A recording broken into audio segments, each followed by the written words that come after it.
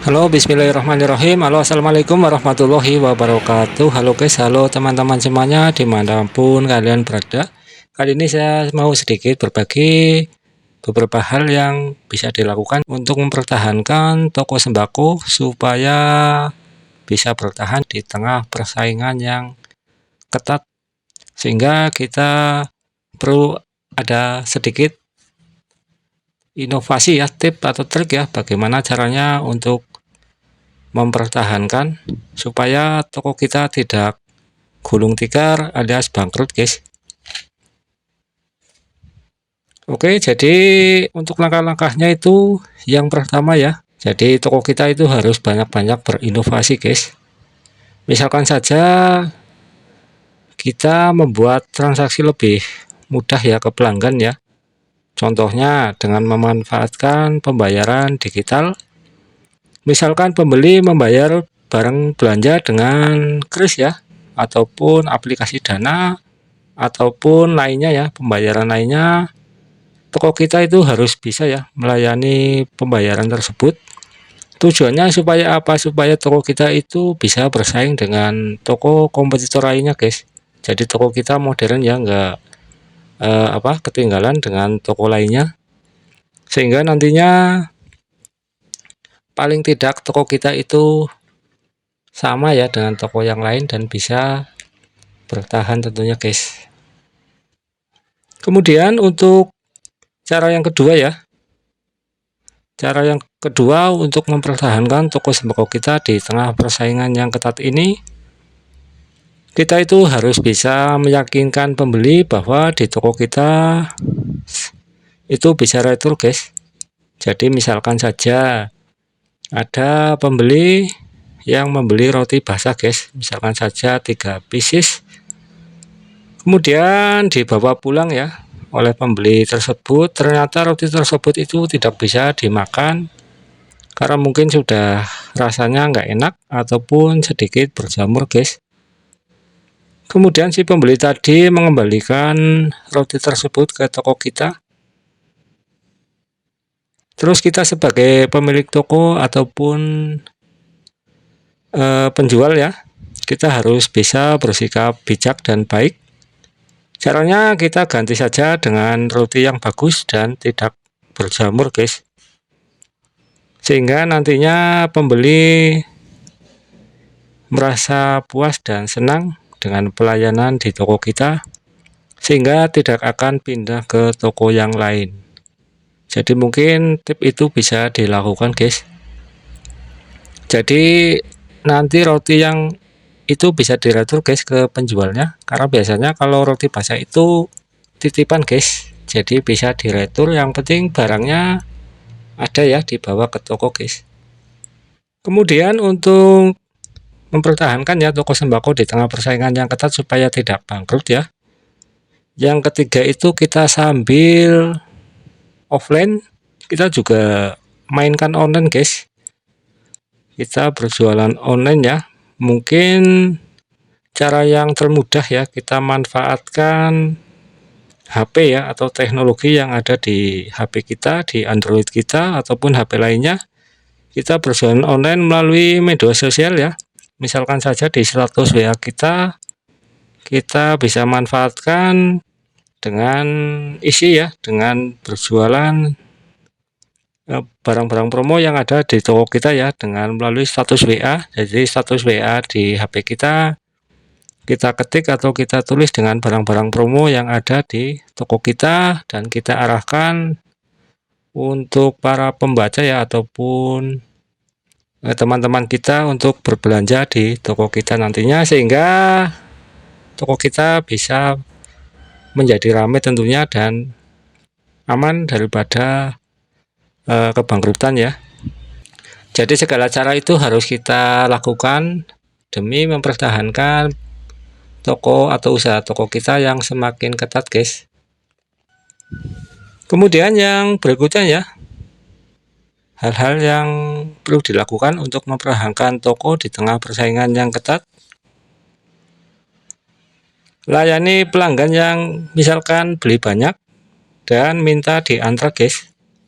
Jadi kita harus baik hati ya, Apabila ada pembeli yang meminta barang dagangannya, mungkin memakai motor itu susah bawanya, kita bisa menawarkannya, kita bisa mengantarkannya ke rumahnya. Yang penting jangan jauh-jauh amat ya, masih di sekitaran ataupun terjangkau dari toko kita guys. Jadi istilahnya apa ya, kita berikan pelayanan yang terbaik buat konsumen ataupun pembeli, sehingga nantinya pembeli merasa nyaman dan juga merasa diperhatikan ya. Jadi pembeli akan senang belanja di toko kita tentunya guys. Jadi pelayanan yang terbaik itu bisa memberi efek kepada toko kita, bisa semakin bertahan dan juga semakin sukses ke depannya guys. Yang kelima, mungkin kalau kalian itu baru ya, misalkan baru pengen terjun ke dunia bisnis sembako atau kelontongan, itu baiknya itu pilih lokasi yang bagus dan juga strategis guys, biar nantinya nggak dua kali kerja ya. Kalau ini misalkan yang sudah atau akan membuat toko sembako itu, untuk apa namanya, lokasinya itu harus benar-benar yang bagus, strategis di keramaian, mungkin dekat pasar ataupun dekat keramaian ya, jalan raya atau perempatan. Itu cocok sekali buat usaha toko sembako guys. Dan apabila toko kalian itu sudah berjualan sudah lama ya, paling enggak itu kita mensiasatinya dengan pencahayaan toko yang bagus guys. Jadi kita bikin apa ya, pencahayaan toko itu menjadi terang, sehingga barang-barangnya nanti akan kelihatan guys. Jadi bisa diatur sendiri ya untuk pencahayaan tokonya. Misalkan kalau di siang hari itu mungkin ada beberapa titik lampu yang kita matikan, tetapi kadang juga ada di beberapa tempat atau ruangan yang gelap dan juga perlu dinyalakan ya. Jadi pencahayaan di toko itu sangat penting sekali guys, tujuannya supaya barang terlihat oleh calon pembeli kita guys. Terus yang berikutnya, yang keenam, itu kita harus apa istilahnya ya, bukannya sih kita mensaingi ya, enggak ya, paling enggak kita harus cek harga toko kompetitor lain guys. Istilahnya jangan sampai toko kita harganya lebih mahal dari toko kompetitor kita, walaupun bisa ya, kalau bisa itu malah lebih murah guys dari toko kompetitor ya, sehingga nanti toko kita akan ramai tentunya, logikanya karena lebih murah pasti akan diburu oleh calon pembeli kita. Tetapi kalau paling tidak itu harganya sama guys dengan kompetitor toko kita ya,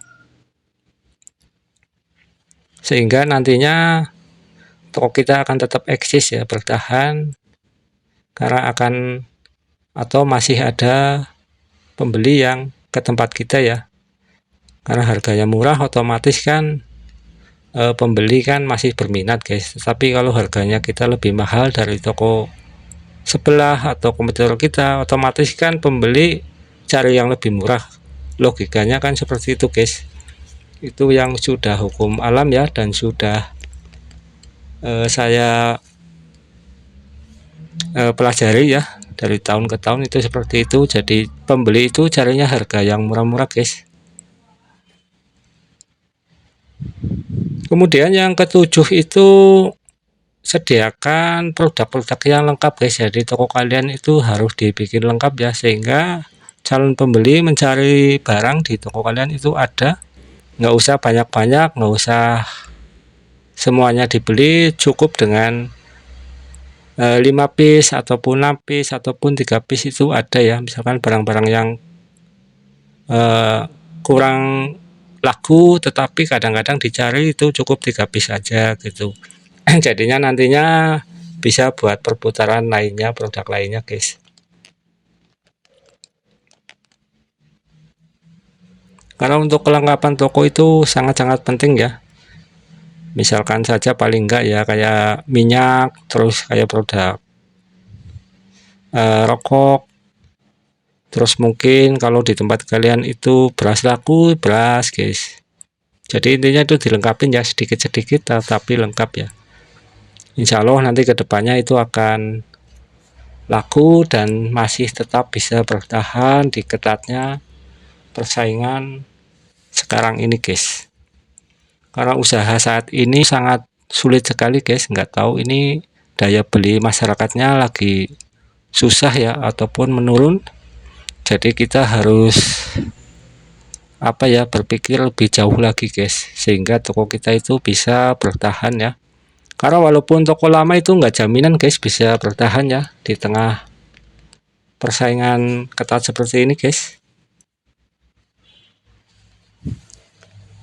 Oke, untuk selanjutnya yang ke-8 ya, itu penataan dibuat semenarik mungkin guys. Jadi penataannya itu dibikin bagus ya, bagus dan juga sesuai feng shui ataupun pas gitu guys. Jadi misalkan ya, orang masuk itu langsung melihat barang apa yang dia akan cari guys. Jadi nantinya itu apa ya, nantinya itu pembeli itu akan merasa nyaman ya, masuk ke toko kalian itu merasa nyaman dan akan membeli barang-barang yang mereka butuhkan guys. Jadi misalkan nanti kalian kan tahu guys, misalkan 1 bulan 2 bulan 3 bulan udah merasa bosan, kayaknya pembeli bosan, bisa di ganti posisi-posisi guys, ganti posisi-posisi sampai dengan titik posisi yang paling pas, paling bagus, paling matching guys. Kalau sudah titik yang terbaik terbagus itu sudah stop ya, kayak gitu saja guys. Jadi itu pengalaman di toko saya saja guys, saya sedikit berbagi ya.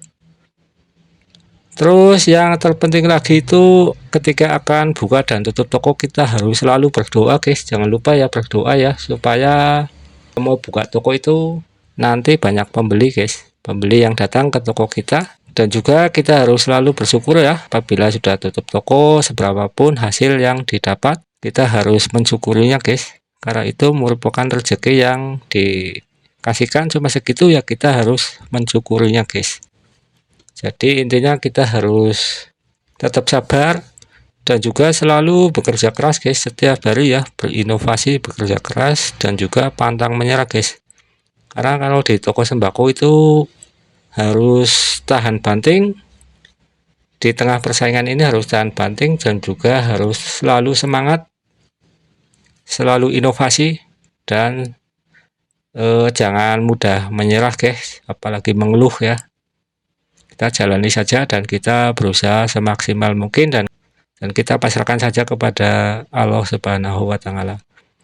Oke, mungkin seperti itu dulu video singkat dari saya, mudah-mudahan saja bermanfaat. Jangan lupa yang belum subscribe mohon dibantu subscribe-nya biar channel kami lebih berkembang dan bermanfaat. Buat kalian yang sudah subscribe saya ucapkan banyak-banyak terima kasih. Semoga saja sehat-sehat selalu. Saya akhiri, assalamualaikum warahmatullahi wabarakatuh.